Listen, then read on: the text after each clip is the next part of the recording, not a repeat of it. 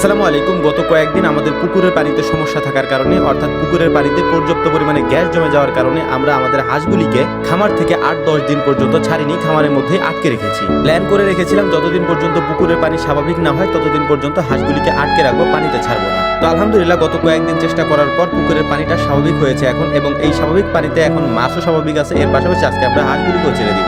হাঁসগুলিকে এভাবে খামারের মধ্যে আটকে রাখার ফলে আমাদের কয়েকটা সমস্যার মধ্যে পড়তে হয়। সেটার মধ্যে অন্যতম হচ্ছে হাঁসগুলি ডিমগুলিকে ভেঙে ফেলে। এর জন্য কতক্ষণ পর পর গিয়ে আমাদের এই ডিমগুলিকে সংগ্রহ করতে হয়। অল্প অল্প ডিম হলে আমরা খামার থেকে ডিমগুলিকে সংগ্রহ করে নিয়ে আসি, না হলে ওরা ভেঙে ফেলে। এক ভাই এসেছিলেন বেইজিং হাঁসের ডিম নেওয়ার জন্য, তাই ওনাকে আমরা বেইজিং হাঁসের ডিমগুলিকে ক্যারেটের মধ্যে সাজিয়ে দিয়েছিলাম খুব সুন্দর করে, যাতে করে ওনারা মোটরসাইকেলে নেওয়ার সময় এটা ভেঙে না যায়। স্বাভাবিকভাবে বাচ্চা ফোটানোর জন্য যারা আমাদের থেকে বেইজিং হাঁসের ডিমগুলি নেয়, আমরা সুন্দর করে এই ডিমগুলিকে বেছে তারপরে দেওয়ার চেষ্টা করি, যাতে এর মধ্যে ভাঙা ডিম অথবা অন্য কোনো হাঁসের ডিম এই হাঁসের ডিমের সাথে মিশে না যায়। যে কারণে আমরা যদিও এই হাঁসের ডিম আমরা আলাদাই রাখি, তারপরেও আমরা চেক করে দেওয়ার চেষ্টা করি যাতে করে অন্য কোনো হাঁসের ডিম বেইজিং হাঁসের ডিমের সাথে মিশে না যায়। তো যাই হোক, আলহামদুলিল্লাহ এতদিন পর্যন্ত আমাদের খামারের হাঁসগুলিকে আমরা আটকে রেখেছিলাম পুকুরের সমস্যা থাকার কারণে। তো আজকে যেহেতু এই হাঁসগুলিকে আমরা ছেড়ে দেবো, তাই ওদের জন্য একটু ভালো খাবারের ব্যবস্থা আমরা করার চেষ্টা করছি, কারণ গত কয়েকদিন যাবত শুধুমাত্র ধানই ওদেরকে আমরা খেতে দিয়েছি।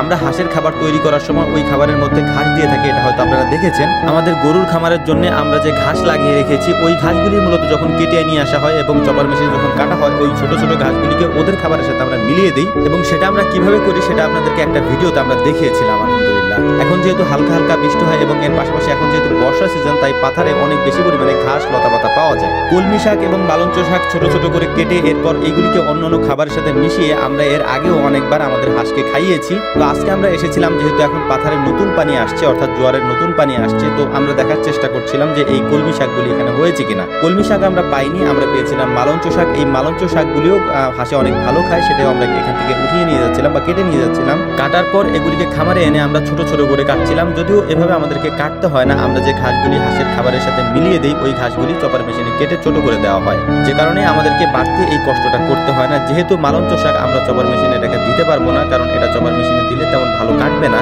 এ কারণেই আমরা হাত দিয়ে কেটে তারপর এর মধ্যে আমরা দিচ্ছিলাম হচ্ছে হালকা কিছু লেয়ার অন ফিড, যেটা আমরা মাঝে মাঝে হাঁসকে খেতে দিই, মাঝে মাঝে না, অনেক সময় দিই খেতে, এবং অন্যান্য খাবারের সাথে মিলিয়ে দিই। এর পাশাপাশি এটার মধ্যে আমরা দিব ধান। এই খাবারগুলির মধ্যে পরিমাণে সব থেকে বেশি এখানে মালঞ্চ শাক আমরা যেটা নিয়ে এসেছি, যদি কলমি শাক নিয়ে আসতাম তাহলে সেটাও সব থেকে বেশি পরিমাণে থাকতো। তো যাই হোক, খাবারগুলিকে একসাথে আমরা মিলিয়ে নিচ্ছিলাম। এরপর এটার মধ্যে পানি দিয়ে খাবারের উপযুক্ত করে তারপর আমরা হাঁসগুলিকে ছেড়ে দেবো ইনশাআল্লাহ। তার আগে হাঁসের ঘরটা পরিষ্কার করে নেব, যাতে করে এই হাঁসগুলিকে, যেহেতু আমরা অনেকদিন পর্যন্ত এখানে আটকে রেখেছি, যদিও প্রতিদিন পরিষ্কার করা হয়, এই যে দেখতেই হয়তো পাচ্ছেন যে হাঁসগুলি ভিতরে থাকলে এখান থেকে বারবার আমাদেরকে ডিমগুলি বের করতে হয়, কারণ হচ্ছে ওরা এখানে দৌড়াদৌড়ি করে, এর ফলে হচ্ছে ওই ডিমগুলি ভেঙে যায়। দীর্ঘদিন পর্যন্ত হাঁসগুলি যেহেতু আমরা খামার থেকে বের করি না, প্রায় 8-9 দিন হয়ে গিয়েছে, তাই ওদের গায়ের কালারটাও একেবারে চেঞ্জ হয়ে গিয়েছে। কারণ হচ্ছে যে যেহেতু এগুলি সাদা হাঁস, যে কারণে এদের গায়ে হালকা একটু ময়লা লাগলে খুব বাজে লাগে দেখতে। তো যাই হোক, আলহামদুলিল্লাহ হাঁসগুলিকে আমরা আজকে ছেড়ে দেবো, এবং ছেড়ে দেওয়ার পর ওরা কিছুক্ষণ এখানে গোসল করলে ওদের গা আবার আগের মতো পরিষ্কার হয়ে যাবে, তখন মাশাআল্লাহ দেখতে আবার আগের মতো ভালোই লাগবে। তো আলহামদুলিল্লাহ খামারের এই টুকটাক কাজগুলি শেষ করার পর বিকেলে আমরা গিয়েছিলাম ফুটবল খেলার জন্য। আমাদের মাঠটা যদিও ছোট, কিন্তু আমরা মানুষ অনেক বেশি।